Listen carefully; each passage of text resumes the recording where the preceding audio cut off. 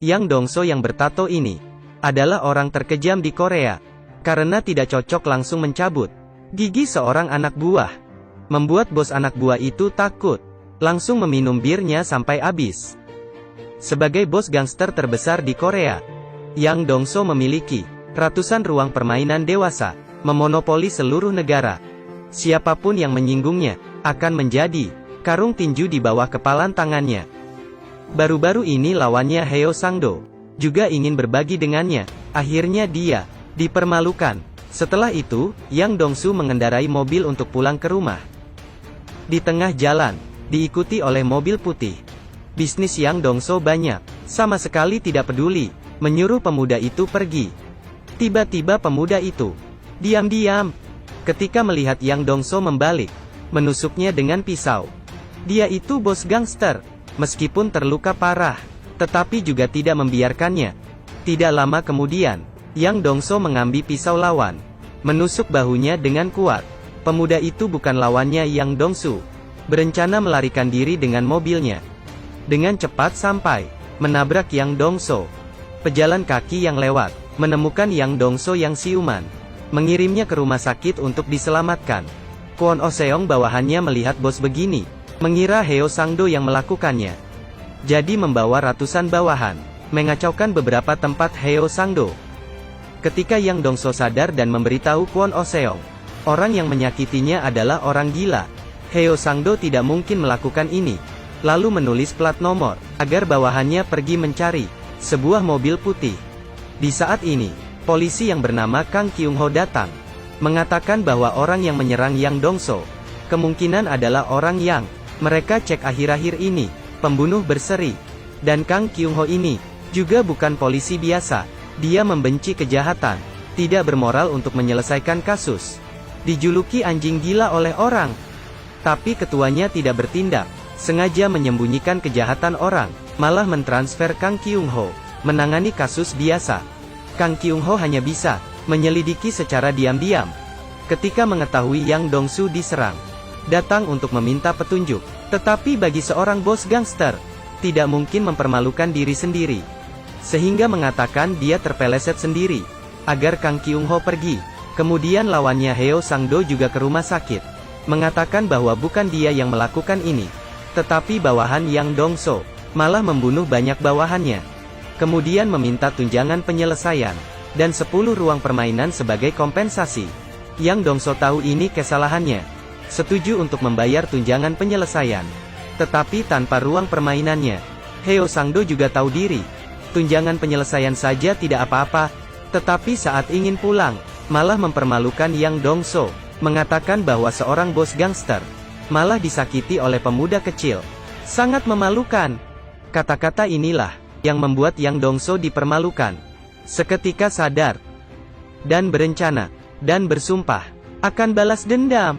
Kemudian mencari tukang gambar dari ingatannya, menggambar orang yang menyakitinya itu. Di saat yang bersamaan, pembunuh itu juga tidak duduk diam. Di stasiun tol, dia bertujuan untuk membunuh sopir yang mengeluh bahwa membesarkan anak terlalu melelahkan. Membuat pembunuh mengingat kejadian tragedis dia waktu kecil. Kemudian mengambil pisau, menusuk belasan tusuk ke sopir itu. Di saat ini kita sudah melihat muka si pembunuh. Kemudian pembunuh membawa mobil orang itu pergi. Tidak terpikirkan di dalam mobil masih berbaring seorang sopir yang beristirahat. Siapa kamu? Karena begitu, orang tak bersalah lainnya ikut terbunuh.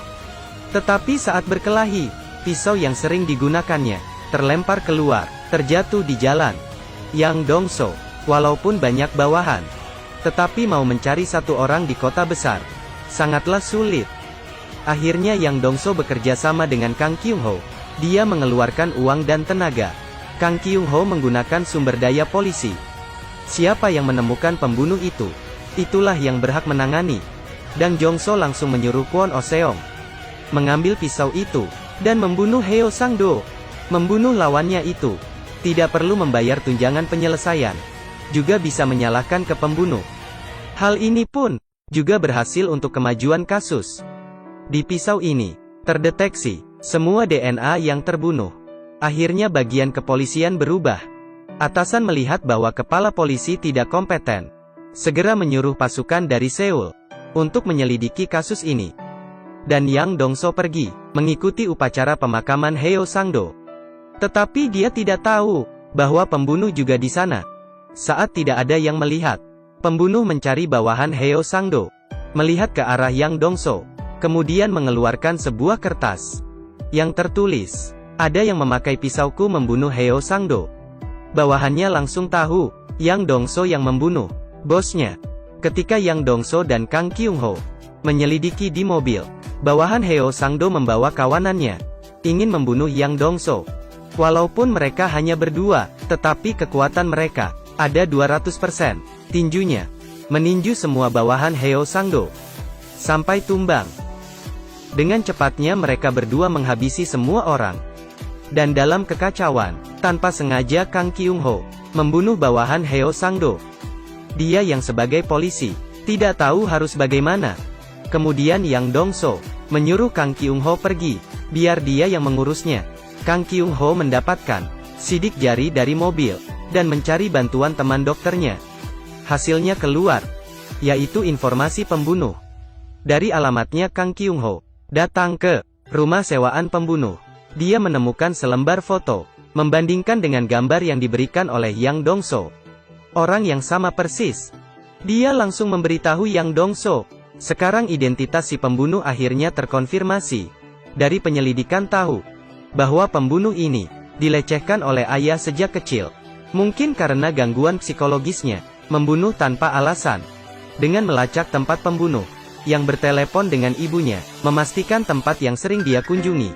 Sehingga bos gangster dan polisi, karena satu tujuan yang sama, bekerja sama. Kondisi seperti ini sangat luar biasa. Yang baik dan yang jahat semuanya bergerak. Mulai pencarian yang sejelas mungkin. Yang Dongso bertemu dengan siswi yang tidak membawa payung. Dia memberikan payungnya. Siswi ini sangat berterima kasih. Kemudian naik bus dan pergi. Tetapi ini semua dilihat oleh pembunuh yang sedang berada di dalam mobil. Malam hari, Yang Dongso dan bawahannya sedang makan. Mereka melihat kasus pembunuhan di televisi. Korbannya adalah siswi yang tadi. Di sampingnya terlihat payung yang Yang Dongso berikan. Yang Dongso benar-benar marah. Dia bersumpah bagaimanapun akan menemukan dia. Bawahannya tidak lanjut makan dan langsung berdiri. Semuanya bergerak mencari mengikuti jalur bus. Beberapa jam kemudian, mereka menemukan lokasi pembunuh, dan berhenti di sekitarnya, menunggu pembunuh masuk ke jebakan. Tidak lama kemudian, sebuah mobil putih perlahan mendekat. Semuanya menahan napas dan menunggu. Tidak terpikir pembunuh yang licik ini sepertinya menyadari sesuatu, menginjak gas penuh dan menabrak mobil Yang Dongso. Mereka mulai mengejar. Akhirnya, mobil terpaksa henti di persimpangan jalan. Tetapi pembunuh sudah tidak berada di mobil. Kwon Oh Seong melihat pembunuh sedang berlari, langsung mengejarnya. Tetapi sayangnya, diserang oleh pembunuh. Saat Yang Dongso tiba, bawahannya menggunakan napas terakhir, dan menunjuk arah pembunuh lari. Melihat saudara yang sudah mengikuti dia bertahun-tahun terbunuh, Yang Dongso benar-benar marah. Dia mengikuti jejak darah dan sampai di KTV. Saat ini pembunuh sedang mengancam seorang siswi dan sembunyi di kamar mandi. Yang Dongso seperti kerbau yang marah, langsung mendorong jatuh pintu kamar mandi. Tinjunya yang sebesar karung itu tidak bisa dihentikan. Memukulinya hingga pembunuh jatuh pingsan.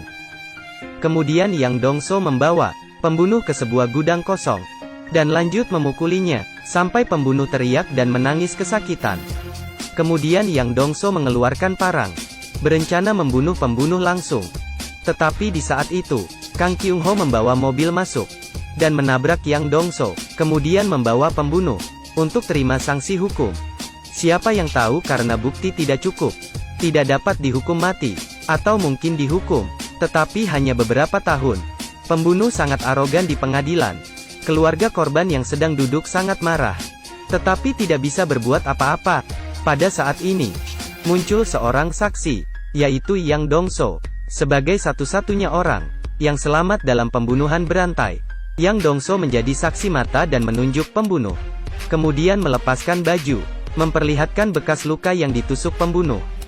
dan menunjukkan area luka pembunuh dengan tepat. Kemudian mengeluarkan kertas tulisan tangan pembunuh yang pernah diberikan ke bawahan Heo Sangdo. Tetapi kata-kata di depan sudah robek. Tersisa pisau saya membunuh Heo Sangdo. Melalui tulisan tangannya, identitas pembunuh terkonfirmasi. Hakim menjatuhkan hukuman mati. Tidak lama kemudian, Yang Dongso dikirim ke penjara. Sekelompok orang membungkuk dan menyambut kedatangan bos besar. Sedangkan pembunuh yang disudut memperlihatkan ketakutan yang belum pernah dirasakannya. Ternyata ini adalah syarat dari Yang Dongso untuk menjadi saksi di pengadilan.